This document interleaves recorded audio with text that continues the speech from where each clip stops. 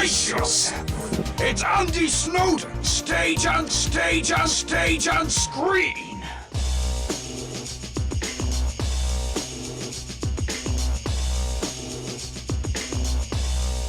Stage and screen. Go ahead, make my day. Mrs. Robinson, you're trying to seduce me. And you will know my name is the Lord when I lay my vengeance upon thee. You ever seen a grown man naked?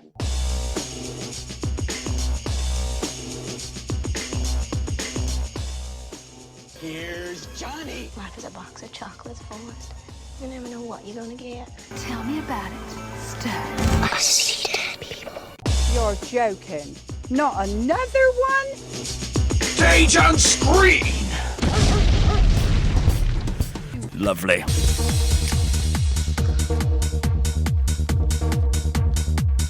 So here we go then, Linda Nolan. Linda Nolan is an internationally renowned Irish singer, actress and TV personality. And after moving from Ireland to Blackpool in the 1960s, her family quickly formed the Singing Nolans, which saw her making her professional debut aged just 5 in the working men's clubs around the country. Then in 1974, along with her sisters Anne, Denise, Maureen, Bernie and Coleen, formed the Nolan sisters and toured the world with the likes of Gene Pitney, Engelbert Humperdinck and Frank Skinner, I keep saying Frank Skinner, it's Frank Sinatra, Andy, behave yourself. Latterly, she has turned her hand to acting, starring in the West End productions of Prisoner Cell Block H, the musical, and Blood Brothers as well, the fantastic Blood Brothers. And later this year, she will be on the road again with the musical Girls Just Wanna Have Fun. Now, this is quite a remarkable story, one of overcoming adversity. So, here she is, the iconic, the legendary Linda Nolan on the stage and screen show, Calon FM. You're going to love this. Here's the thing, right? Everybody I've spoken to over the last week when I've heard I was going to be speaking to you today, they've all done the same thing. They've all, with a big smile on their face, they all said, "Oh, I love the Nolans." And I often think, are you aware of that? And is that a really nice feeling still? Well, of course, it's a lovely feeling, but we are aware that our fans have been loyal and have grown up with us as well, I think. And I think that's because when we first started, we didn't have a hit record till 1979, but before that, we were doing lots of TVs with, like, the Two Ronnies. We did their series and Mike Yarwood's series. We did the Morecambe and Wise Christmas special. So I think our fans have grown up with us from seeing us there and then with the hits as well. Yeah. And it we're still amazed. We're still amazed that In the Mood for Dancing is 40 years old, you know. Well, it's 41, really, released in 79. But it was a big hit in 1980, so it's been 40 years since it was, let out, as it were. It's incredible. It is incredible, though, isn't it? Because a lot of acts, they last 2 or 3 years and then they're in the wilderness. But for yourselves, I mean, it must be... Is it shocking to you, or do you just sort of take it as it is? We're very grateful, obviously, and we've all worked hard. You know, when we stopped with the Nolan sisters as a group, we've all individually been working, and so we've worked hard at it. But it is great to know that people still want to see us, you know, and I say to the little kids when they come up with their mums or their grandmas to say hello, and they're trying to say to them, "Look who it is," and the kids aren't bothered. I go, do you know the Spice Girls? And they go, "Yeah," and I go, "Well, we're Old Spice." Well, that's it, isn't it? I mean, there must be such a comparison with the girl bands of today, but you were front runners, weren't you? Well, I think we were in the fact that of the close harmony and the choreography. I mean, people who didn't think we were cool because we did routines and all of that, and then of course it's done full circle, hasn't it? Like I say, like the Spice Girls do routine. Everybody, the Girls Aloud and all. So yeah, I do like to think we were the front runners in that genre. Yeah.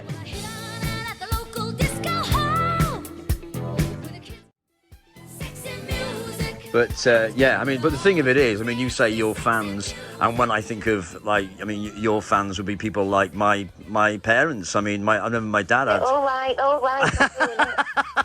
But it's not just... I mean, my dad had your albums, and we'll talk about it in depth in a minute, but when I did Blood Brothers with Bernie, and my dad got to meet Bernie, he was absolutely chuffed a bit. But it's the teenage girls as well. Everybody knows the Nolans. I think they do. I think our reunion was kind of the reason for that, I suppose. We did lots of TVs, and then our record was played again on the radio. And so we have got a younger fan element, who are very, send letters, and some of them are on my Facebook page and stuff. And so, yeah, we have in our old age, we've got younger fans now listening to our music. But I mean, you've had such a roller coaster life, haven't you? I mean, incredible professional highs and painful personal lows. I mean, the things that you've been through. I mean, some people wouldn't be able to cope with just one of them things. I think you surprise yourself. Looking back, I think, how did I get through that?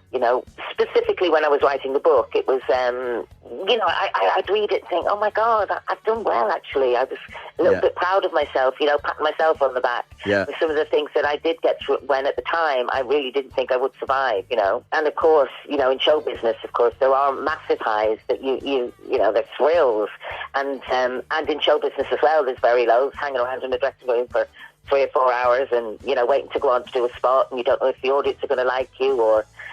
so it's been great, and I don't think I'd change anything of it because it's made me the person I am today, really. And the thing I always hear people say when I've worked with I worked with, say, Bernie and Maureen. Everybody used to say the same thing. They say, I met the Nolans, and they're so down to earth, and you think. But that is... It always used to confuse me when people say down to earth or real or whatever it is. But it's so true, isn't it, with you? You all seem to be like... You could just imagine being like part of your family. There's no airs or graces about you at all. Well, that's really kind as well. And I think that's because we are family. It's... If any of us started to believe our own publicity, you'd get a little short, sharp, who do you think you are? Yeah. And we are, I think with a lot of people, I mean, I was walking my dog in the park last week, and this lady went, oh, I thought you'd have somebody to walk your dog. I said, no, I've got 3 people behind me picking up his poo. But, other than that, I'm just normal. And it was funny. It's funny how people still think that, and I think that's because of the thing of TV and, I mean, I'm a massive Donny Osmond fan. And I've been fortunate enough to meet him on a number of occasions, and he's lovely. But even now, when I get there, and they go, "Oh, just go in. Donny's in the dressing room," and I go, "I can't just go in. Yeah, it's Donny Osmond, Yeah. So I'm the same, and it's it is nice that people think that about us because we are just normal people. We're there at bingo on a Sunday night at the Mecca Bingo in Blackpool, wishing we win, needing to win. Yeah. But I mean, just taking you back to where it all started. I mean, your mum and dad were singers, weren't they? Yes, Dad was Ireland's Frank Sinatra. He used to sing with all the big bands over there. And our mum was, at 17, was the youngest person at the time to be offered a scholarship to the Irish Academy of Music to do opera. She had the most beautiful opera soprano voice. But of course, she wanted to have a family, and she wanted to do more light-hearted stuff. So she didn't take up the scholarship. But yeah, they met then in Ireland through working with the big bands, and then they met and got married, and they had 7 of us who were born in Dublin. And then because the dance band era finished because of discos coming in, work was thin on the ground. And then an uncle in Blackpool said, they've got things like the working men's clubs over here where you do two 1-hour spots with the bingo in between, and we moved over because of work, really, and we moved to Blackpool. And Mum and Dad still carried on their career then, as they were Tommy and Maureen Nolan, the sweethearts of song. Lovely. They were called, and then Coleen was born. God help us. Little did we know what we were getting when she arrived. And so we called her Coleen because she was born in Blackpool, but the only one of us not from Ireland, Right. And then gradually we all used to sing with Mum and Dad, so our apprenticeship was doing the working men's clubs and, up and down the motorway. And, I mean, I was 5, I think, the first time we sang as a family act. We then were called the Singing Nolans Blackpool's own Von Traps we used to have in our car. Well, I mean, obviously, calling you the Blackpool Von Traps, I mean, the comparison's kind of obvious in a way, but you literally were, though. Well, we were, I suppose, yeah. It was. I mean, so I was 5, so Bernie would have been 3 the first time she sang on stage, And yeah, we used to do songs, all of us together, like a selection of songs from The Sound of Music, or me, Bernie and Brian, our brother, would do a selection from Mary Poppins. Dad would sing a Sinatra song. Mum would go on and sing, One Fine Day or McCushla. The girls would do some of the pop songs. And our brother Tommy was our drummer. And we had an organ player as well. So, yeah, we were very... And the other thing we were called then, when we, in 1973, when we moved to London, they then said we were the British Osmonds.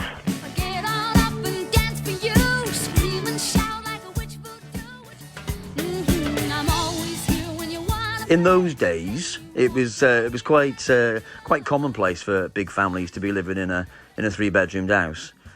But for you, 9 people in a 3-bedroomed house, I mean, that's... 10. There was the 6 girls, our 2 brothers, Mum and Dad, and then our Nana came to live with us at one point, and my mum slept on the couch. God. Yeah, I know. He just did it, though. Yeah. You know what I mean? We never thought... I mean, yes, it was cramped, but we never thought, it's ridiculous, 10 people living here. We never thought that until we left it, and then we went back to visit it for a TV show, and we all got so emotional, and then 4 of us couldn't actually get into the bathroom to have a look at it. We had to do it in shifts when we went back. And we went, and, it was just amazing how you just get on with it. Yeah. We were luckier than some families that didn't have a proper house to live in, When a band or a group like yours... When you become successful, everybody just assumes that you're just an overnight success. But I mean, you went from being little kids, and then suddenly you get noticed by a promoter in London, and suddenly you're up and down. You're living in London. I mean, that must have been extraordinary for you. Well, it was unbelievable. I mean, we worked Christmas Day for the first time ever, but at a hotel in Blackpool, the Cliffs Hotel, we were still singing with Mum and Dad. And we never worked at Christmas or New Year. That was the thing, because we were family, and that's still the most important time of the year for us, because we all love it. But, so they asked us to do a lunchtime show, and my dad said no, and Mum said, well, just see what they're offering. So Dad said, no, it would cost this much. And they said, okay.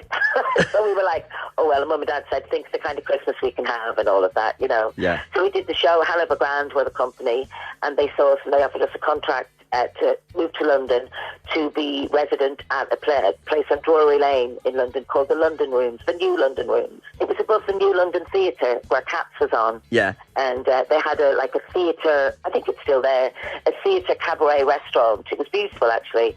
And they got in musical directors, choreographers, a producer, all top people, and they put together an hour's cabaret for us. It was amazing.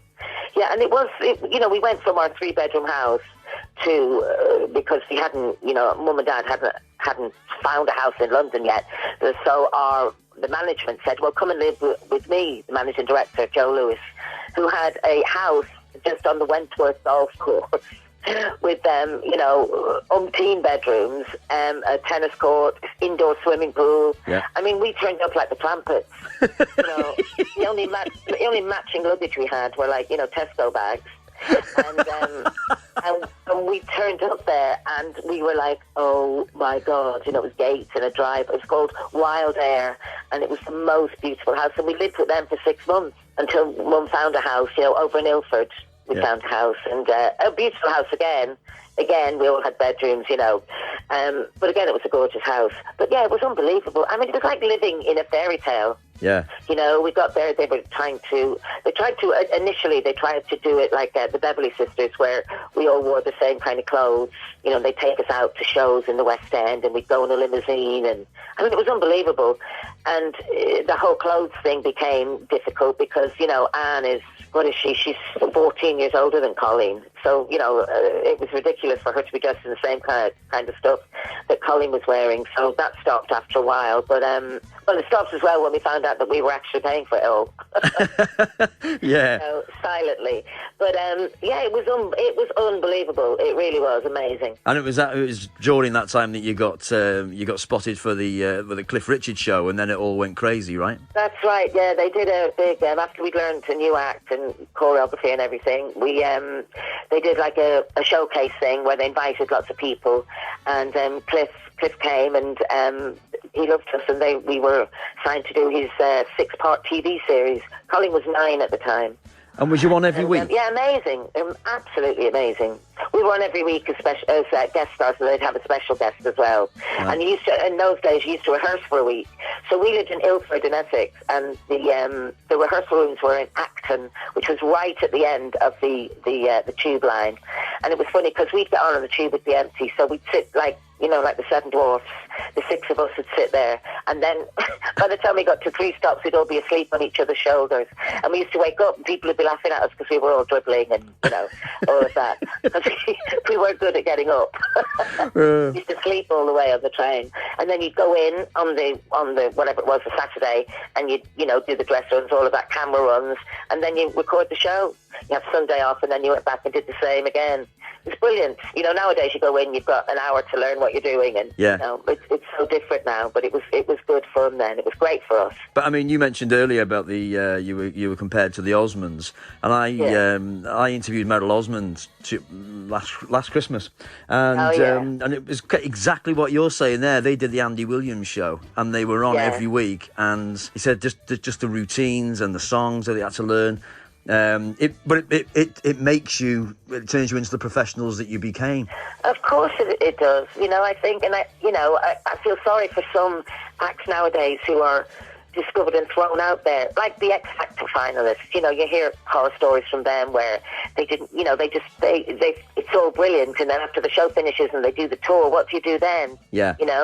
It's difficult, and I feel sorry if you don't have the kind of guidance that we did. And of course we had our mum and dad there, so mum always travelled with us, and they kept our feet firmly on the ground. Which must have been quite difficult, really, especially when you get into the age of like boyfriends and all that kind of thing. I mean, it must have been really difficult for your parents. I'd have been pulling their hair our dad was really was quite strict with all of that. So the older girls, when I say suffered, I mean they weren't really allowed out. They weren't really allowed to have boyfriends, and it was less strict for me and Bernie because we were in London. We were at school during the day, and then we had to have licenses to work because we were under 16. So I would do one night with the other 3 girls, and then Bernie would do a night, like that. Yeah. And but then we kind of got a little bit cocky.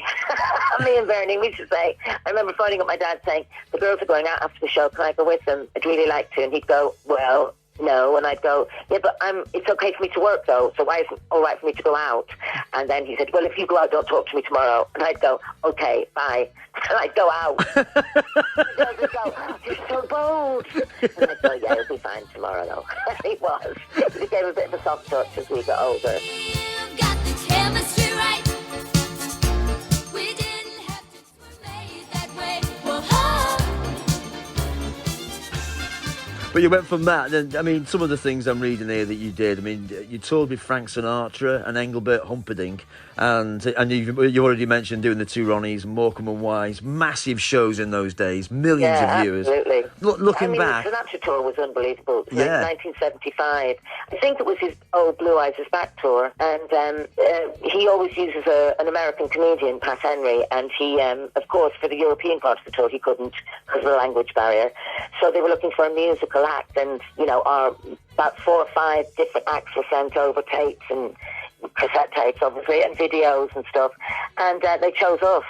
And of course, as I said, our dad was Ireland's Frank Sinatra, and we were brought up on Sinatra music. In fact, our dad had bought 2 tickets on the black market, £100 each, which, was extortionate. Yeah. So he could see Sinatra, and Mum said, just laugh it amongst the kids, because we all wanted to go, obviously. But then to get the tour and bring our dad backstage, was just unbelievable. I mean, again, we had worked with a 60-piece orchestra, and we met, every night we saw Sinatra. come out this dressing room, whatever, or he'd send a message, you girls sounded great. And then we'd go in and we saw every show. And I mean, he came out of the dressing room in Brussels with Elizabeth Taylor. And then, at the Albert Hall, there was 3 of his wives, Ava Gardner, Barbara Marx, and Leah Farrow. And, the likes of Michael Caine were in the audience and all, so it was unbelievable. God. I mean... Yeah, unbelievable. Yeah. I mean, absolutely incredible. And all this, really, before you had a hit single. That's right. Well, I was 15 when we did the Sinatra tour, and Bernie was 13. We came home, we knew that we were in, with a chance of it, and they said they'd phone us at the lunchtime. So Bernie and I rushed home from school at lunchtime, and then we knocked on the door, and the girls were all scrambling to get to it, and they went, "We've got it, we're doing it!" Fantastic. It was amazing. Well, what a feeling. Absolutely unbelievable. Wonderful. Yeah. So just fast forwarding a little bit to when you started become household names and going on like the likes of Top of the Pops, which again, when there was only 2 channels, everybody was watching Top of the Pops. Absolutely. And, one of the most exciting things for us, because I used to watch it with my friends, yeah. And we all used to think, I wonder if we'll ever be on Top of the Pops, sitting at home in Blackpool, with my friends, making a Donny Osmond sticker book. Yeah. The most exciting thing for us was the first time we were on was they used to play the da-da-da-da-da, and now in the top 20, and when it went, the Nolan sisters, and we were, oh my God, that's it, we made it. Oh, fantastic. It must feel like a dream at times when you look back. Yeah, I mean, sometimes, you take things for granted. So it then became, God, we're doing Top of the Pops again. Yeah. Can't they show the video, know? Yeah, exactly. And you kind of take things for granted. And it's only when you sit down and look back, you think, wow. Like I said, when I did my book, and I had to proofread it, all of that for everything, make sure everything was right. And as I'd said, and you think, wow, what a life, it was amazing, Yeah. It really was. And was you just on a logistical thing, because I'm always intrigued when there's like a group of people like yourselves. I mean, when it came to sort of being paid, did you get sort of did somebody pay for the whole act and then you got sort of a salary? We would have gone into our dad, because our dad managed us at the time. And so we got a salary, for a while we were on £100 a week. Incredible then. I know, and we used to go, but it's all in, all our bills are paid.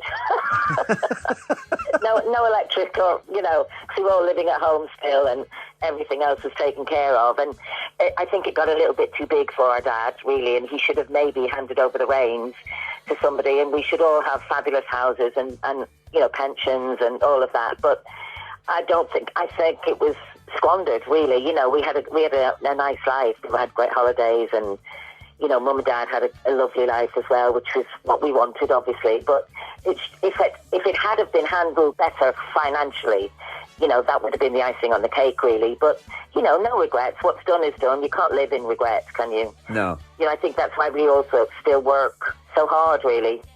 Because we have to look after our own future now. And did you have the same friends? It must have been weird sort of going back to Blackpool with being who you were with that kind of money. Well, it was people used to say, oh, you've changed. And you go, no, actually, you've changed. Yeah.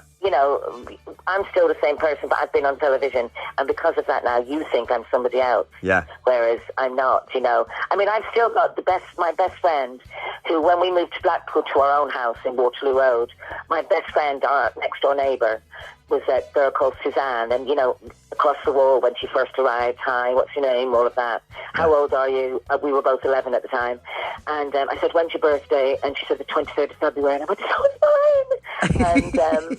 And I've been friends with her ever since. 50 years. You mentioned her in the book. I do mention in the book, and Mrs. Fleck, her mum, because my brothers used to knock on the door and go, can we use your bathroom, please? They always laugh. We used to go, and she was fabulous. They were a fabulous family from Scotland and from Glasgow, and she was like a second. Well, at one point we were thinking, why don't we just knock a hole through the middle of the wall, and we'll just live in each other's houses, Yeah. But they were amazing neighbours, absolutely brilliant neighbours, and Suzanne is still my friend, my best friend. And was you the first to leave the band? Well, Anne had left before me because she left. She was pregnant with her first child, Amy, and her husband was playing football. They played for Blackpool initially, but then he moved to Torquay United, so she moved down there when with the baby. And then she rejoined after about maybe 18 months. She came back. And I left in December of 1983, just really to have a go and see if anybody knew what Linda Nolan could do. Yeah. Because, you lose your identity in a group, and, you are one of the Nolans. And so I just wanted to see if I could do anything on my own. And, it was amazing. The hits had kind of stopped with us. We were working still, obviously, but having hit records and all had stopped and the big tours. So I just thought, if you don't do it now, you'll never do it. And you kind of turned your hand to acting. Did you have any acting lessons, or was you just natural at it? No, we never had acting lessons or singing lessons. And I think, maybe you thought this as well with Blood Brothers, that, going into a show like Blood Brothers, I've since heard from fellow actors that, they kind of go, oh, God, another pop star coming in to take our work, because the one thing you have to remember in show business is that there's a million people that are better than you, singers or actors, or it's just getting the right break at the right time. But thankfully, we did do it, the four of us. You worked with Maureen and Bernie, was it? That's right, yeah. No, I was looking last night that you did, when you joined the West End in 2000, didn't you? Yeah. Literally just before, I think it must have been just as I left. So, yeah, because did you leave when Bernie left that year? I left sort of February. I think that's when the contract ran out in February 2000. Yeah, that's right. Because I must have seen you working with her then, because I shadowed Bernie. When somebody new was coming in, you follow the actor around backstage to find out all your entrances and all. And so I went on the first time at Cheltenham. What's it called? Oh, I can't remember. That's my age. I went on the first time, did a matinee with the cast that Bernie was with, and it was in the February, yeah. I opened in, actual opening date was the 2nd of February in Newcastle upon Tyne at the Theatre Royal there. Oh, my God, it was unbelievable. Yeah, I mean... Unbelievable. It was beyond nerves. I thought, I'm going to die, What if I get out and I don't remember the words? All of that, but it was just an amazing role to play. And we've actually got a Guinness Book of Records certificate for 4 siblings playing the same leading lady role in a musical. That's brilliant, because I can't even imagine that would ever be beaten.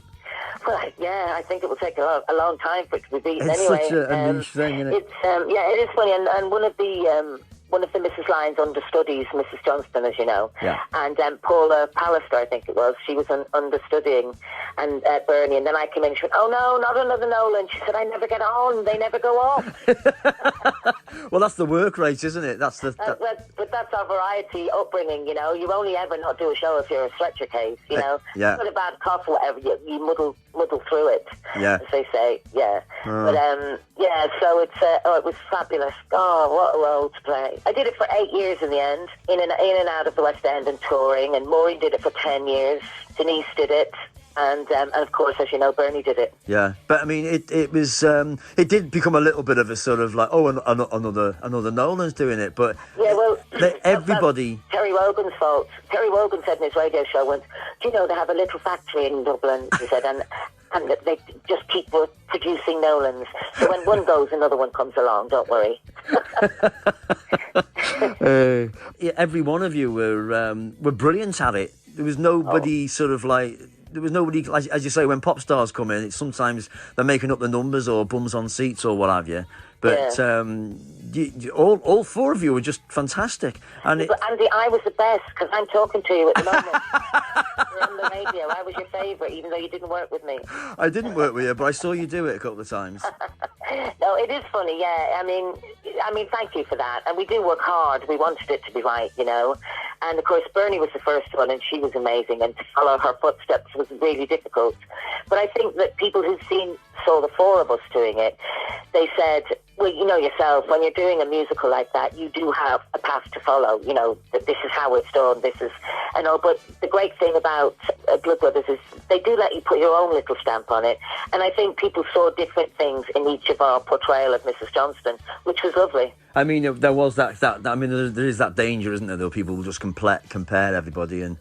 Oh, absolutely, and people will still have their favourites, Yeah. But it's a wonderful show, it does. I think, unlike Mamma Mia and We Would Rock You, which are fabulous shows, but I think the story's written around the songs, isn't it? With Blood Brothers, it's like a drama with music added. Yeah. And I think that's why a lot of people, we used to get letters and they'd say, oh, I don't normally like musicals, but this was different. I loved it, and I'm going to come back and all. It was an amazing experience. Yeah. People always used to say to me, "Oh, I had to drag my husband here, and he sat here now crying." Yeah, absolutely. Yeah. I know, it's funny, isn't it? At the very end, there's that like 10-second pause where people are in shock at how it's finished, and then it erupts, doesn't it? It's amazing. Yeah. And again, you take it for granted because you go, "Oh my God, only half the audience stood up tonight." Yes. You know, exactly. Normally, if you get a standing ovation, everybody's thrilled, but because you become blasé about it in Blood Brothers, don't you? Because they get standing ovations every night, and some nights if it's not everyone, you notice the people that aren't standing up. Well, Bill Kenwright used to, I heard him say once, it's been described as the standing ovation musical. And before I was in it, I was thinking, oh, that's the producer bigging it up. Yeah. And then when I was in it, you're absolutely right. I mean, you could have 1,000 people and 999 can stand up and one person sat at the front not standing. You think, aye. I think you all come up and go, "Oh my God, he didn't enjoy it." Did you see his face?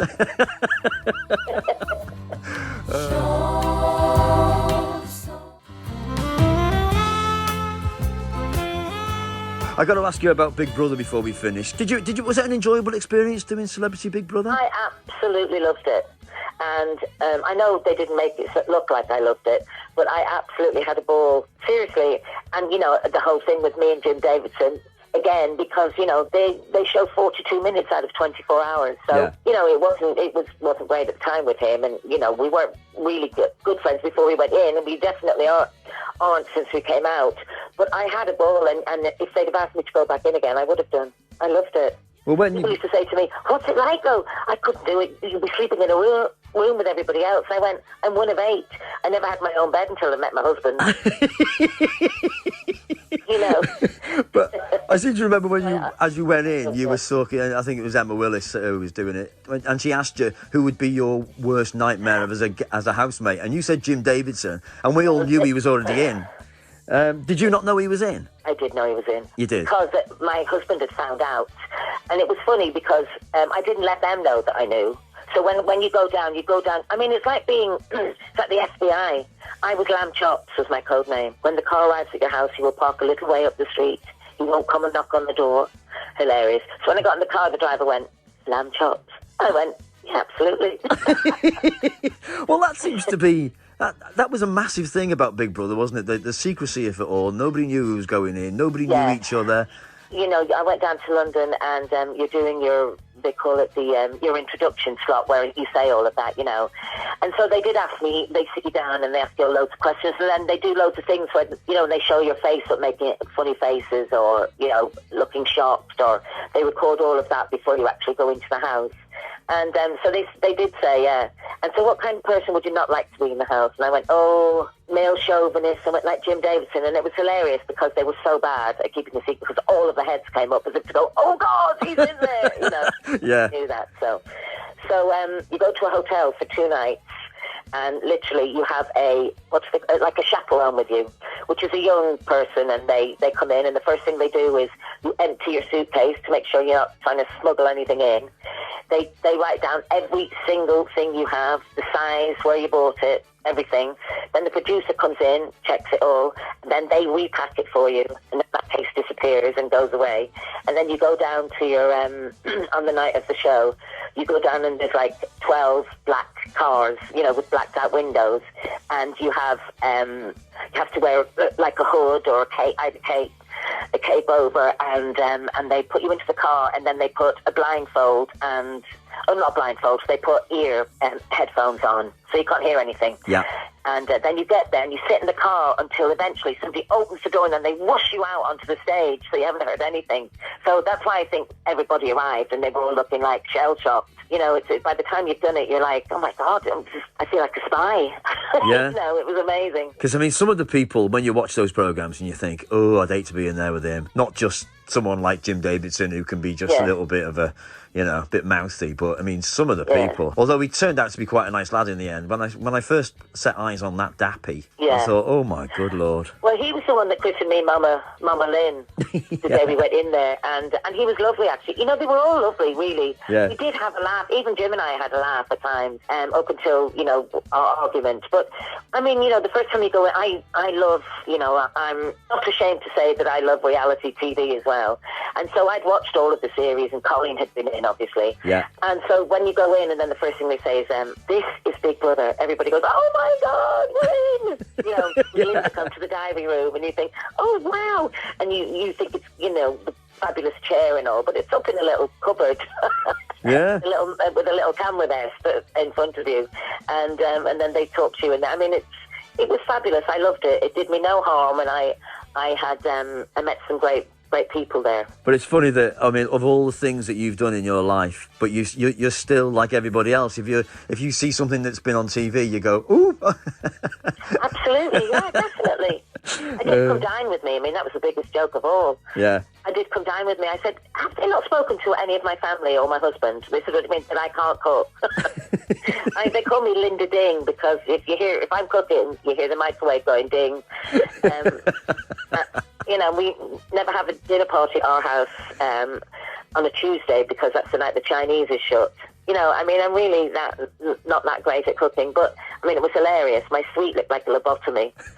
I did a summer pudding. I'm in the mood for summer pudding, even though it's winter, because we were doing it as a panto thing. Right. And it was hilarious. It came out of the fridge. You know, I did that early. It's like the summer pudding is all bread, then you put all the fruits in, and then you put it in the fridge.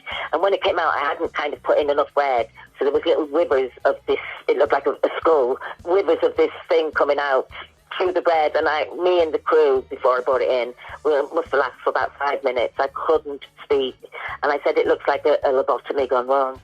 And I brought it in, and Colin Baker from Doctor Who, the blonde, the white-haired one, he went to me, oh, he said, it's like something from our special effects department. Again, it was great. That was one of the hardest things I've ever done. You're up at 8 in the morning, and they finished filming about 2. Oh, it was really tiring, but brilliant. You know, it was good fun as well. Would you like to do I'm a Celebrity? I would love to do I'm a Celebrity. I mean, you know, I run away from moths and, you know, even butterflies because of the fluttering and all of that. So I don't think I would be able to, because of my cancer. I developed lymphedema in one of my arms, and I've had 3 bouts of cellulitis, which is like a skin. It's quite dangerous, you know, and I can get there from like the mosquito bite. So I don't think I would be able to. So consequently, I tell everyone that I have been asked, but I couldn't because of my arm. But yeah, I think we'd all do it. You know, I mean, we'd all be scared to death. I mean, really frightened. Yeah. I think the sensible thing to do before you do anything like that is to go and speak to people like the Speakmans, you know, and get them to tell you that you're not frightened of spiders or. Yeah. It's one of my favourite shows when it comes on, and I'm bereft when it finishes then. Yes. A couple of days. What are we going to watch, you know? It is funny, isn't it? I mean, we love it in our house, and we watch every one of them, and there is that kind of sort of, you feel a bit blue when it finishes, like there's nothing to watch now. Absolutely, but, yeah. And you know that you're coming up to Christmas when it starts, you know, this is the countdown, really. Yeah. But yeah, I love it. I love Ant and Dec, and I think it would be the most amazing experience, but I'd be frightened though. Yeah. Well, I watch one of the other girls doing it, and I could be the family friend that they bring to that fabulous hotel. Yes. Well, that's what my wife says. She goes, well, wait, when you become a celebrity, go on this so we could all go and stay in that hotel. Yeah. And then get kicked out first. Yeah, you could join us for the you wouldn't be disappointed, would you? Absolutely not, no. I mean, I'd only be disappointed if I got to the final and I didn't win. That'd be it. Yeah. Yeah. But I'd be the same as you though. If I'm not keen on snakes, although I wanted one when I was a kid. But if I was going on that, I'd go to Chester Zoo or something and ask if I could hold a few. Yeah. Then you'd find out that they're just probably get used to them. Yeah. Don't do that to me. Can't do that.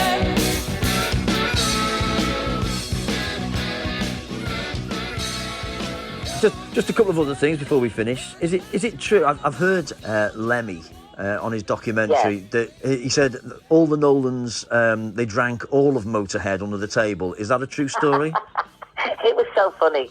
I mean, yeah, we did a record with Lemmy, and we did backing vocals on "Don't Do That to Me." It's called. Yeah. And Brilliant. The Young and Moody band, Uh-huh. and it was brilliant. And my husband was when he stopped playing in bands, he became an agent, and he worked at the agency that Motorhead were at. It was the Bronze Agency, I think. Bronze Agency, yeah, Bronze Records. And so that's how I met. It was one of the first concerts I went to was Motorhead. I mean, I honestly thought I died. Yeah. I thought, oh my God, It's loud, Neville isn't it? is on stage. Yeah. Anyway, we met him. He was so lovely, really nice. Walked around with a bottle of vodka backstage, hilarious. But yeah, I mean, we used to come back after our shows and we'd sit and have a drink with the band. And I mean, it was Bernie was the real. I mean, I like to have a drink, but Bernie would stay out. The band, the crew would say to us, "Can you not take Bernie with you when you go to bed? Because it's so embarrassing that a Nolan stays up longer than us." I know, it's funny, and people used to say, forever out, one of us would swear or whatever. People would look so shocked. Yeah. Oh my God, they swear. I mean, we'll only said the, SHIT or whatever, Yeah. So it was really funny because our image was, with 6 Irish sisters, 6 Catholic Irish sisters, you have a sweet image before you do anything. That's true. So Yeah. we were actually just normal, normal teenage girls, and yeah. But Yeah. it was funny what people... It used to get us down a little bit sometimes in the papers, they cry each other to sleep and stuff like that. And you'd go, yeah, really? You think so? But, yeah, we did a picture with Motorhead, and we had their leather jackets around our shoulders, and we were holding cans of beer, and they had our little pink jackets hung over their shoulders. Oh, brilliant. Hilarious. Yeah, it was really funny. You're saying about Bernie there, because you remember the Angel pub behind the Phoenix Theatre? Yeah. The nights I've come away from there, because I used to have to get the last tube home, and and there was Bernie and Steve, her husband. That's right, and, Bernie and Steve. They're just so, like, they wouldn't let you go home. Oh my God. When we'd be leaving, she'd go, "Where are you going?" From a party. Where are you going? And he'd go, "It's 3:00. She'd go, "Get back here." Yeah. Don't go yet. She'd go, "Yeah, she loved a party." Yes, definitely. The last time I saw her actually was at the Blood Brothers reunion. Did you go to that? Which one? At the in the Waldorf. Yeah. Yeah, that was the end of Blood Brothers, wasn't it? Yeah, they in did the West End. They did a thing. Yeah, I was there. Thanks for noticing me. Well, I just sort of scanned the room and looked for people I recognised. Wasn't there? I mean, we walked in. Me, Bernie, and Maureen walked in, and about 12 different young men ran towards us, going, "Ma'am." Danny Taylor still calls us ma'am to this day. I know, he does it online, doesn't he? He calls you ma'am. Yeah, and wasn't it amazing? I mean, that was like Hollywood, when everybody started singing at the end. It was just unbelievable, yeah. I know. Well... Bill Kenwright made us realise that money isn't everything.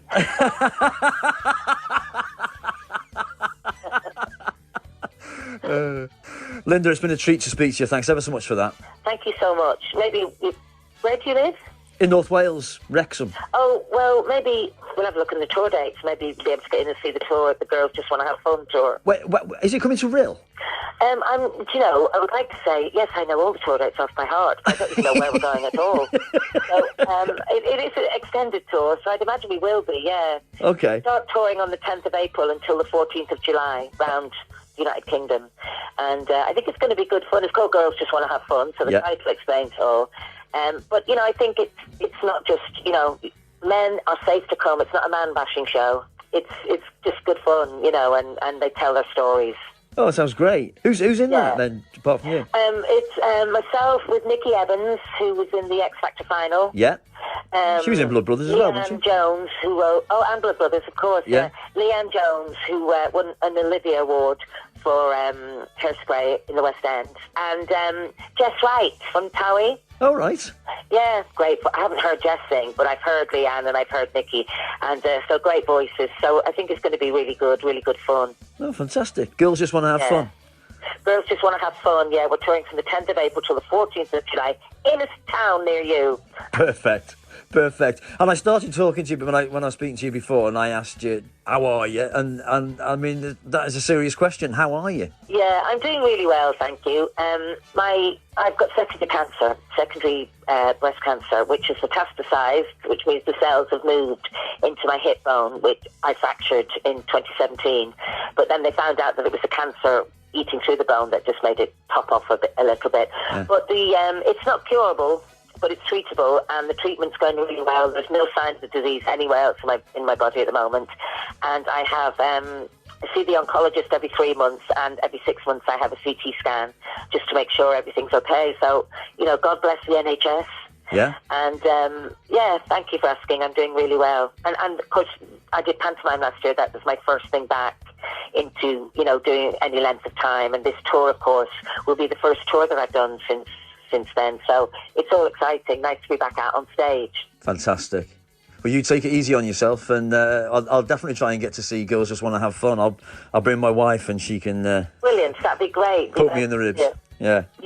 All Brilliant. right, then. Linda, it's been a treat to speak to you. Thanks ever so much for that. Thank you so much. I hope I haven't gone on too much. You're joking, are you? It's been brilliant. You take care of yourself.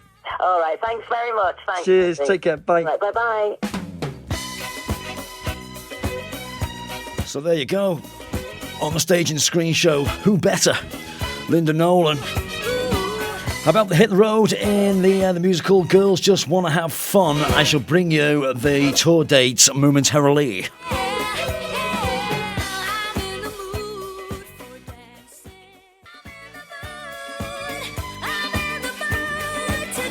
Had some wonderful messages while we were listening to that interview there. Donna White got in contact with the studio. She says, Andy, what a fabulous person Linda Nolan is. Thanks for this interview. You're welcome. Alison Lodge, she says, we saw Linda in Blood Brothers many times. Perhaps we saw you. You wouldn't have seen me with Linda, but you might have seen me do Blood Brothers. I don't know. And I like this one. Ruth Reynolds, she says, this interview is lovely. Linda is hilarious, and Andy Snowden's laugh is infectious. They should do one of those interview tours. That would be fantastic. Oh, now then. I wish you were an agent there, Ruth. You could sort that one out for us, couldn't you? It's the Andy Snowden Radio Show. It's the Andy Snowden Radio Show. It's the Andy Snowden Radio Show. It's the Andy Snowden Radio Show. Right, taking us up to the news, a little bit of status quo. This is called Face the Music. And in the third and final hour...